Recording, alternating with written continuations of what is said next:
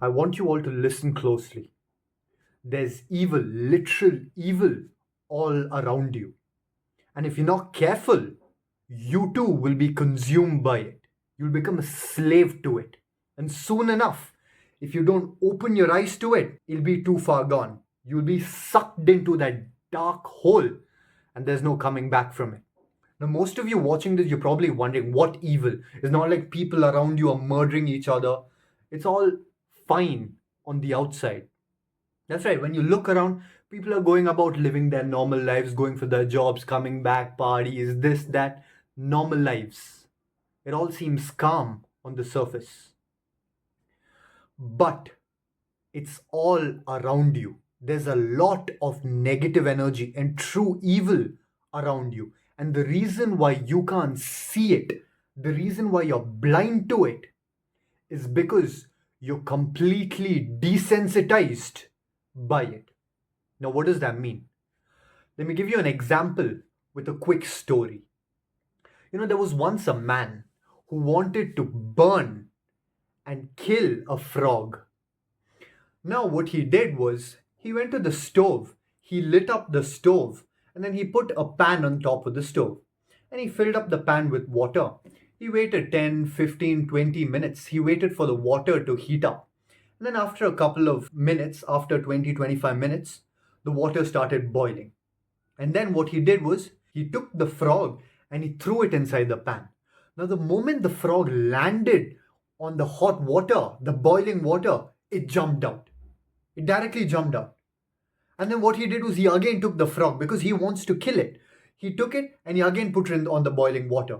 The moment it touched the water, it again jumped out. Now this guy was in complete frustration. He again went back, took the frog, put it in the pan. The moment it touched the boiling water, it jumped out. This guy was lost his mind. He's like, what the hell? I want to cook and kill this frog. I'm not able to. He was just standing there in utter frustration. Now, beside him, in a slight distance away, there was another man sitting peacefully calm. So he looks at this man who is completely frustrated and decides to walk over to see what's all the commotion. So he goes up to the man and asks him what's wrong. So the guy looks at him and says, I want to kill this frog. I'm not able to kill it. Every time I put it inside the boiling water, it jumps out. I'm not able to keep it there. I'm not able to therefore cook it and kill it. So this man looks back at him, and what he does is he just takes the pan and throws the boiling water. He throws it away. And then he switches off the fire. He places it back on the stove, the pan, and then he refills the pan with normal water. And then what he does next is instead of switching on the fire, he then takes the frog and puts it back in the pan. Now, this time when the frog touches the water, he doesn't jump out. He just goes into it because the water is not boiling. So he has no resistance to it. He just lays there cool, calm because there's nothing to fear. The water is soothing, it's comforting. So he's just staying there and chilling in silence in the water. Now, what this guy does is now he switches on the stove, he lights up the fire. Now, slowly, 2 minutes pass, 5 minutes pass, the water slowly starts heating up. 10 minutes pass, 20 minutes pass, 30 minutes pass, and now the water is boiling. And the other guy looks at the stove and he sees the water is boiling, but still the frog hasn't jumped out. He instantly goes, takes a stick to go and check what's wrong with the frog. He touches the frog and then he sees the frog is dead. That's right. The frog hasn't jumped out, the water is boiling, and the other guy has successfully killed the frog. Now, this guy looks back at him and he asks, what happened? How come the first time when I tried, I wasn't able to kill the frog? It just jumped out. What did you do that you were able to easily kill it without any kind of resistance? Now, the man looks at him, just gives him a smile, and walks away. Now, he knew something about nature that most people don't know. Most people are too ignorant to see this. Now, what is it that he knew? He knew that change that happens very quickly is always resisted, but change that happens gradually, that happens slowly, will be accepted. Now, that's the one simple thing he knew, and that one thing makes all the difference. Now, how is this story linked to the topic of today's video? How is this linked to evil in any way? My friends, think about it. The reason why you don't see or why you don't feel any kind of evil is because it is slowly spreading. It's not immediate, it's not fast, it's not all of a sudden. And that's why most people can't see or feel it. That's right, the devil is smart. Because if he comes immediately, people will resist it. And he won't be able to penetrate the society, he won't be able to penetrate the world. And so, what he's doing is slowly creeping into society, slowly corrupting the pillars of society, and slowly eroding it and breaking it down. And because he's doing that, most people are unable to see it. Because most people are completely blind to it. They're ignorant, their eyes are not opened. I mean, think about it. Families are broken, divorce rates are increasing. Kids, children who are growing up, they have no morals, no values, no ethics, no respect for one another. Why? Because they have no God. The fundamental thing from which all kind of value and morality is derived in society does not exist today in people's mind. People are just going on addicted to sin, just ruining their lives. But it's widely accepted. Everyone accepts it. So it seems that it's okay. People are addicted to alcohol in the open. There are parties, pubs, clubs. It's all open. Degeneracy is okay. People hooking up, people having multiple partners is all okay in today's society. Do you not see this evil?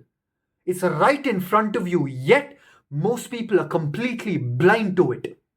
And because of this, what is happening?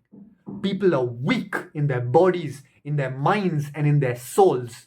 They have no self control. They get easily addicted to things. They have no morality. Anything is accepted, no matter how wrong it is. People can't see it. Why? Because they have no guiding principle. They have no God in their life. And that is the problem. And I'm not saying this just to give you some kind of information so that now you're informed and then you can continue on with your life. No.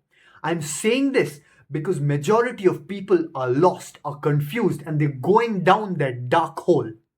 They need guidance. Now, what you need to do with this information is you need to act.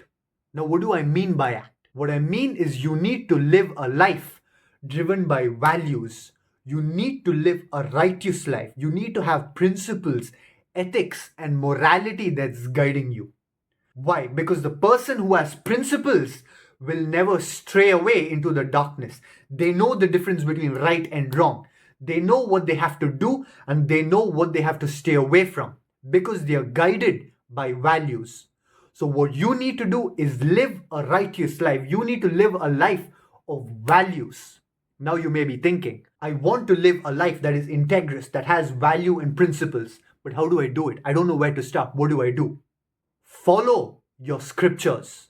That's right. That is the single thing that can bring back society, that can bring this world out of the corruption of the devil. Now, it doesn't matter your religion because this is something above religion. Don't try to get any kind of principles or values by hearing it from people around you, from your colleagues, because they are all biased. Your family is biased, your friends are biased, your relatives are biased, your acquaintances are biased. Everyone around you have their own opinion. Why? Because we live in a day and age where everyone's lost, everyone's confused. So don't listen to them. Go to the true source, the holy books. Go back into history. We have always had the answers right in front of us. You don't need to go searching somewhere. It's right in front of you. Go to your books. Now, if you're Christian, go to your Bible. If you're a Muslim, go to your Quran. If you're a Hindu, start with the Bhagavad Gita. If you're any other religion, start with your holy books. Because every holy book has what's right and what's wrong. They teach you values, they teach you principles, they teach you how to live a righteous life, a life of purpose, how to live a life that is filled with values and morality. And only by doing so can you resist the devil, can you resist the evil, can you resist sin. That's right. It all comes down to that. The sinful acts people do because they have no guidance. And by studying your scriptures, you'll slowly start understanding how to live the right kind of life. Now, I don't say this, like I said, just for you to get any kind of information. I say this so you can act. Having all the knowledge and all the wisdom in the world is complete bullshit if you don't act, if you don't change the way you live your life. That's the entire point. From all this information, you must make a choice. You must choose to act.